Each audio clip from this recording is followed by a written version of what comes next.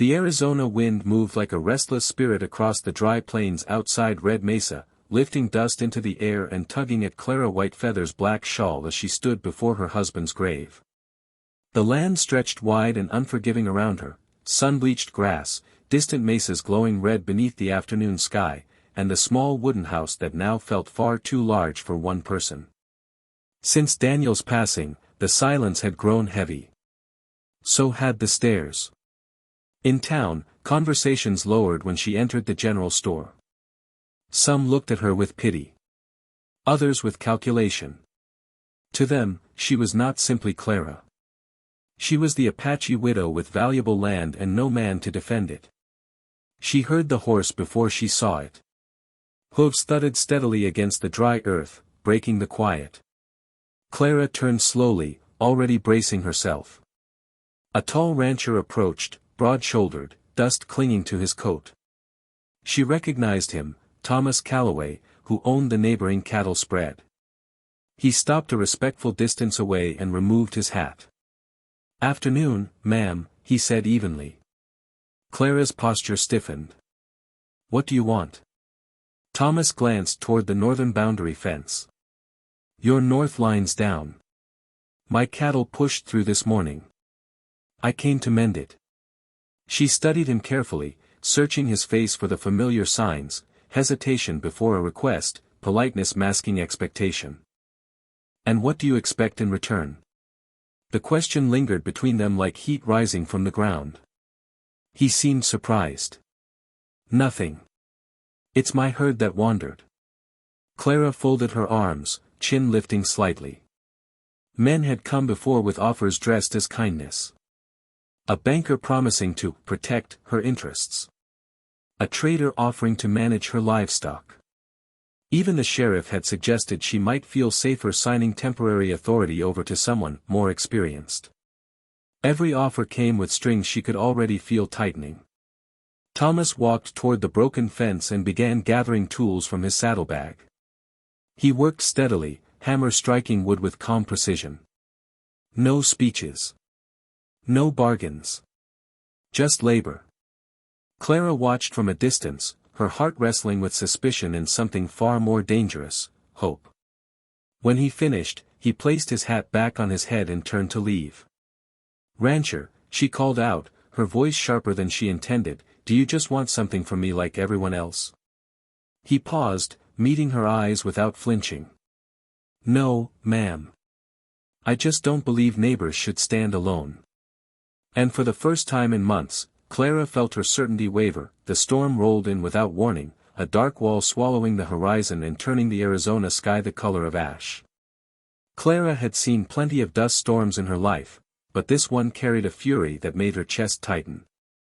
The wind came first, hot and violent, ripping across the plains and tearing at anything not tied down. She rushed from the house toward the barn as boards began to groan and shutters slammed against the walls.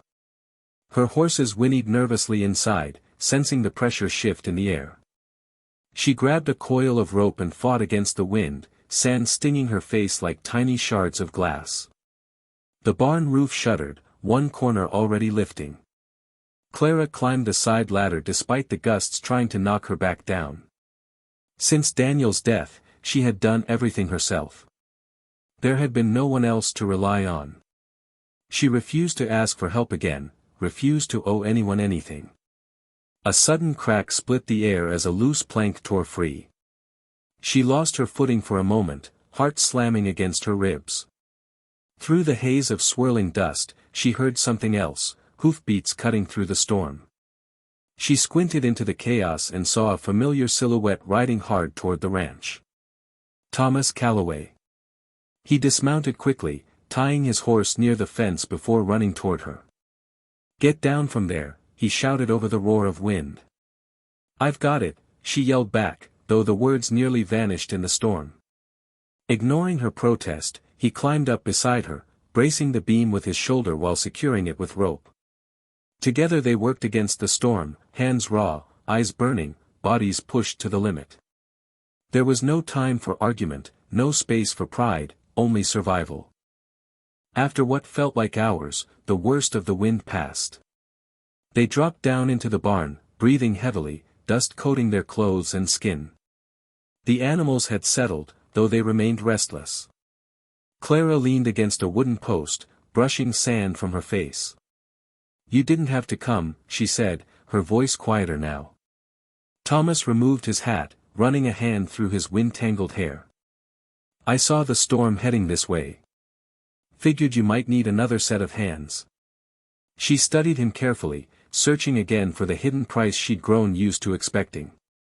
Every man who offers help wants something eventually. His expression softened, not offended, but understanding. "My wife passed 3 winters ago," he said quietly. "After that, folks treated me like I couldn't manage alone. Some tried to buy parts of my land cheap. I know what grief looks like when others see it as opportunity." The confession hung in the still air between them. For the first time, Clara saw not a rancher with motives, but a man carrying his own loneliness. Outside, the sky began to clear. Inside, the storm between them had not disappeared, but it had begun to shift. The news arrived folded inside a stiff envelope bearing an official seal. Clara turned it over in her hands at the kitchen table, the paper heavier than it should have been. Outside, the morning sun spread pale light across her land, the same land her husband had worked, the same land his father had defended before him. She broke the seal and read slowly, her jaw tightening with every line. A railroad company intended to extend tracks through Red Mesa, and her ranch sat directly in its path. The letter spoke of progress and prosperity, of fair compensation and cooperation. It did not mention pressure, or force, or the quiet ruin of those who refused. By noon, whispers were already moving through town.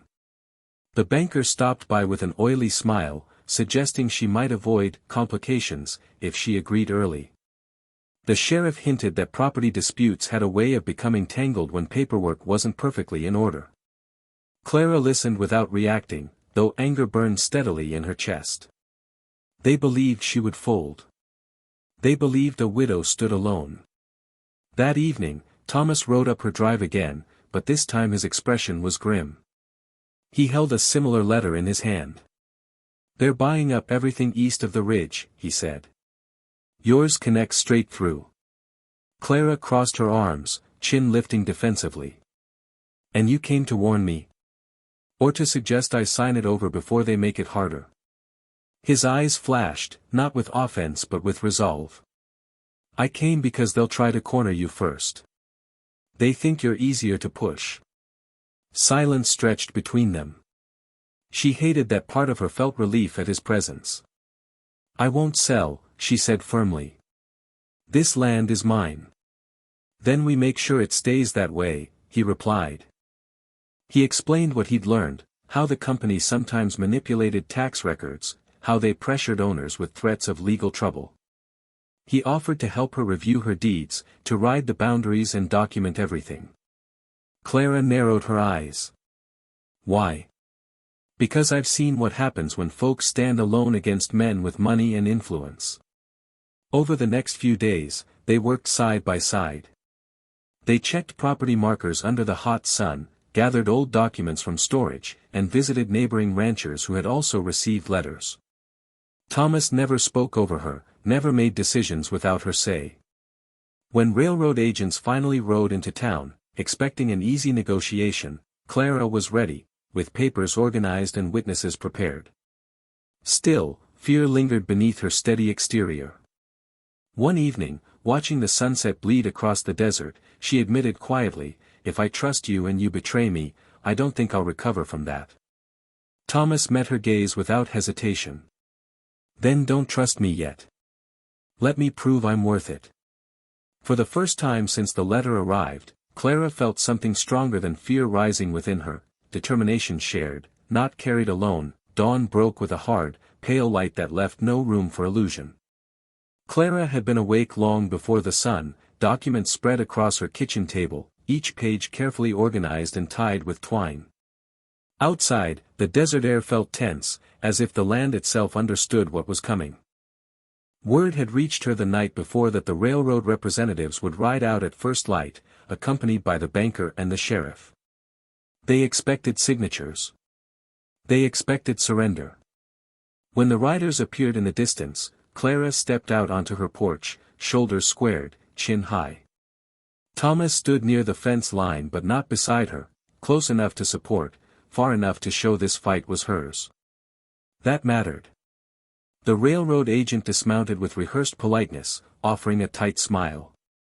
He spoke of expansion, opportunity, the bright future that steel tracks would bring to Red Mesa. Then he laid the contract across a small wooden crate as if it were inevitable. "Sign today," he said smoothly, "and you'll receive generous compensation. Refuse, and legal complications may delay matters. We'd hate to see unnecessary trouble." Clara untied her stack of papers and calmly presented her deed, tax receipts, and documented boundary surveys. Her voice did not shake as she pointed out discrepancies in their proposed claim. One by one, neighboring ranchers, men Thomas had quietly spoken with, rode up and dismounted behind her. They carried their own copies, their own objections. The agent's confident expression faltered. "You misunderstand," the banker began, but Clara cut him off. "No," she said firmly. "You misunderstand. This land is not available." The confrontation stretched under the rising heat. Faced with organized resistance and solid documentation, the railroad agent finally gathered his papers with visible irritation. "This isn't over," he warned before mounting his horse. Clara watched them ride away, her pulse still pounding but her posture unbroken. When the dust settled, the ranchers dispersed with nods of respect. She turned to Thomas, who remained by the fence, hat in hand. "You could have benefited if they pushed me out," she said quietly. "Your grazing land would double." He gave a faint, almost weary smile. "Some things aren't meant to be taken. Especially not from someone who's already lost enough." Weeks passed.